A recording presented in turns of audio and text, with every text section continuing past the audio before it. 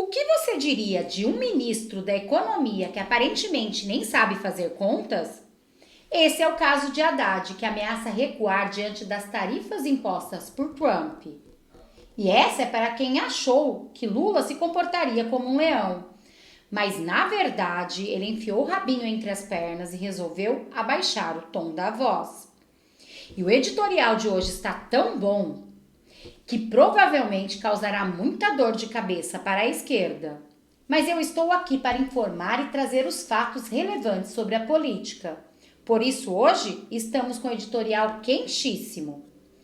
Vamos começar falando das chances reais para a direita se tornar vitoriosa em 2026 e também um forte nome que pode substituir Bolsonaro nas urnas, mas que vai herdar o seu compromisso com o país. Vocês não perdem por esperar. Também tem governistas dando chilique porque seus amigos estão apoiando a anistia e um famoso prefeito que acordou com a PF na sua porta. Vocês estão prontos?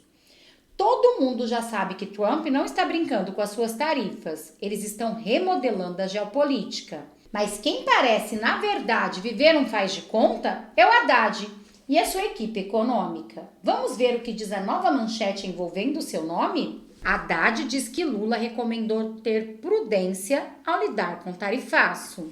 É isso mesmo. Quem jurava que ele iria reagir de forma proporcional, agora muda o discurso.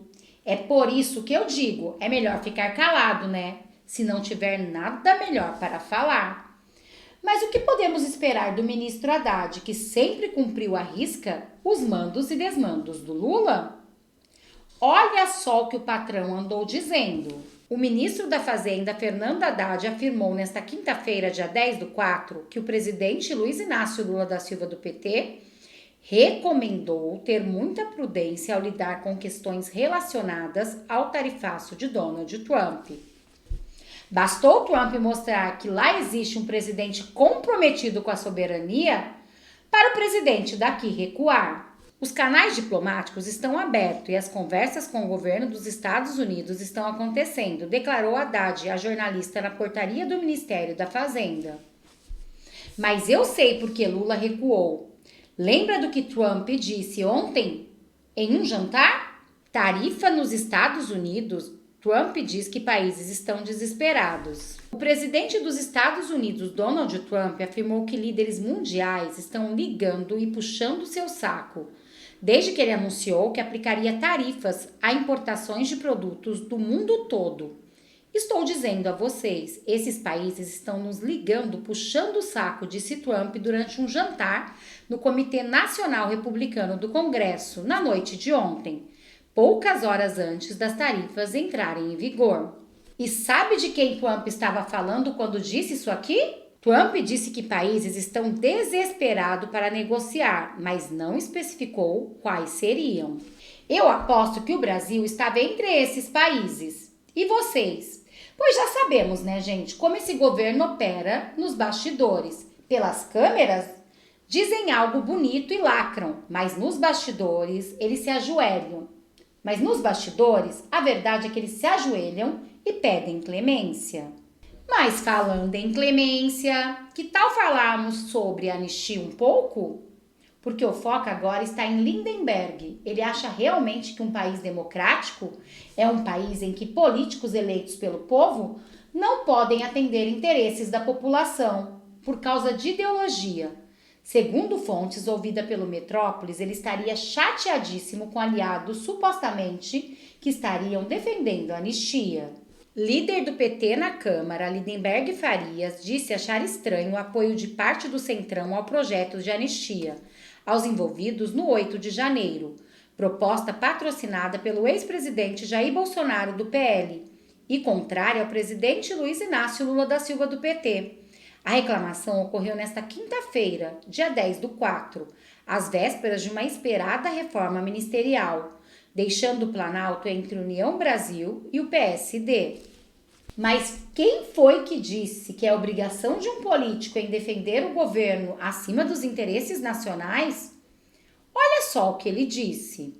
Eu acho estranho que gente que se diz ser da base do governo assina o projeto de lei da anistia, que não é para o 8 de janeiro, que vale também para os crimes cometidos depois do dia 30 de outubro, que é para anistiar Bolsonaro num julgamento que nem começou.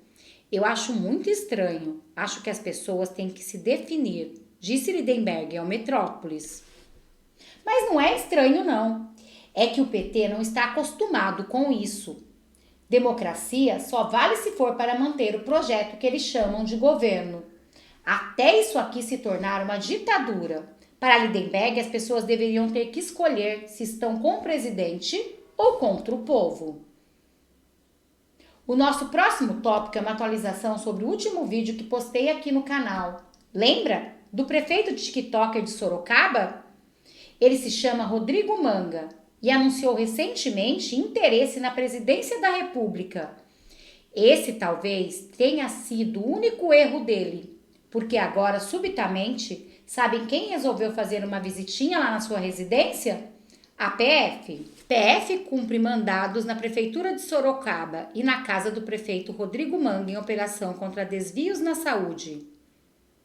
Na Sorocaba, em Jundiaí, segundo o G1.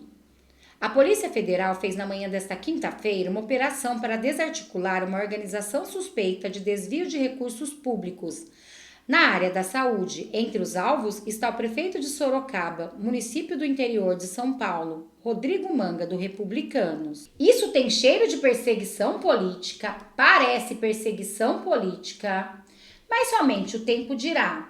Mas perceberam como tem sido cada vez mais comum desafetos do governo receberem a visita da PF? Principalmente se eles demonstrarem desejo na corrida eleitoral de 2026, o que é surpreendente porque a esquerda tem agido como se Lula já tivesse ganhado. E não estou defendendo que pessoas não sejam investigadas não, mas parece muito conveniente. Não parece para você? Conforme apurado pela TV TEM, pelo menos 600 mil em espécie foram encontrados nos endereços dos alvos da operação. Parte do dinheiro estava em uma caixa dentro de um porta-malas de um veículo. Não há informações sobre quem pertence o dinheiro apreendido. Bom, alguém também poderia ter colocado lá, né? Isso é só uma suposição. Ou seja, até mesmo a quantia encontrada não pode ser atribuída diretamente ao prefeito. O que eles estavam tentando fazer lá parece mais uma investigação inicial que algo já estava acontecendo. Vamos aguardar para manter olhos bem abertos. Sabemos como funciona o jogo político do governo e qual é o destino desses desafetos. Agora finalmente chegamos à melhor parte do vídeo. Semana passada eu falei de uma pesquisa eleitoral em que Bolsonaro levava as eleições de 2026 para o segundo turno. Mas em um cenário sem o capitão, um dos melhores nomes era o de Tarcísio de Freitas, lembram? Como eu já mostrei aqui. A ideia de Tarcísio é decidir mais para frente, enquanto Caiado aguarda sua decisão para ganhar tração na sua corrida presidencial. Quem parece ser o maior obstáculo agora é Bolsonaro e a sua elegibilidade. Se ela se manter, ele terá que decidir quem apoiar. Infelizmente, vai ter que escolher alguém que mantenha o alinhamento do seu governo e priorize as pautas caras para a direita, como a defesa da pátria e a preservação da família. Eu falo infelizmente porque o nome que nós queremos é Bolsonaro. Mas então, o que aconteceu hoje? Saiu uma nova pesquisa. A gestão do governador de São Paulo, Tarcísio de Freitas, do Republicanos, é considerada boa ou ótima por 41% dos paulistas. Outros 33% avalia a gestão como regular, enquanto 22% considera o desempenho ruim ou péssimo. Para te explicar um outro grande problema no futuro do governador, é que para se candidatar ele precisa somar os votos de Bolsonaro e também largar o seu cargo. Mas sempre foi discutido nos bastidores que esse seria um erro. Ele teria grandes chances de uma reeleição e manter o governo de São Paulo na mão de Tarcísio. É melhor que abrir o caminho para a esquerda. Só que esses dados mostram um novo caminho. Veja, Tarcísio manteve o patamar de aprovação colhido 2 anos atrás, levando em conta a margem de erro.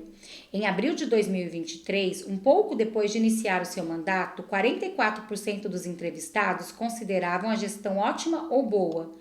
Embora continue baixa, a desaprovação dobrou no período. Há 2 anos, ele era de 11%. O levantamento ocorre em meio à especulação de uma possível candidatura de Tarcísio de Freitas à presidência da República em 2026. Publicamente, o governador tem negado que vai concorrer ao Palácio do Planalto e afirma que tentará a reeleição ao Palácio dos Bandeirantes. O mandatário diz que seu candidato ao Planalto é o ex-presidente Jair Bolsonaro, do PL, que está inelegível, além de ser réu, junto com outros 7 aliados por tentativa de golpe de Estado. E essa pesquisa ajuda a consolidar o nome de Tarcísio como um ótimo adversário para Lula em 2026 e ainda melhor candidato à reeleição pelo governo de São Paulo. Mesmo tendo dobrado a desaprovação em 2 anos, Tarcísio tem um governo mais bem avaliado do que o presidente Luiz Inácio Lula da Silva do PT, possível adversário na corrida pela presidência do ano que vem. Isso, segundo o Datafolha, 38% consideram o governo de Lula ruim ou péssimo, enquanto 29% avaliam a gestão do petista como ótima ou boa. E essa pesquisa enche o nosso coração patriota de esperança por dias melhores. Mas precisamos agir também com prudência. Podemos esperar tudo na política, até mesmo uma articulação que permita que Bolsonaro ocupe o cargo máximo do país mais uma vez, o que realmente alegraria o nosso coração. Por isso, todos os aliados estão agindo com cautela, mas também com otimismo. Pelo menos agora Lula não pode reclamar de não ter adversários, porque a direita está organizada e de olho na construção de um país que defenda os interesses patrióticos e não os pessoais. Esse foi o editorial de hoje. Eu agradeço a sua permanência e desejo que você continue comigo no canal. Se inscreva e curta os próximos vídeos e ative o sininho de notificações para não perder nenhuma das nossas atualizações. Muito obrigado a todos, toda ajuda é necessária para a direita. Até um próximo vídeo.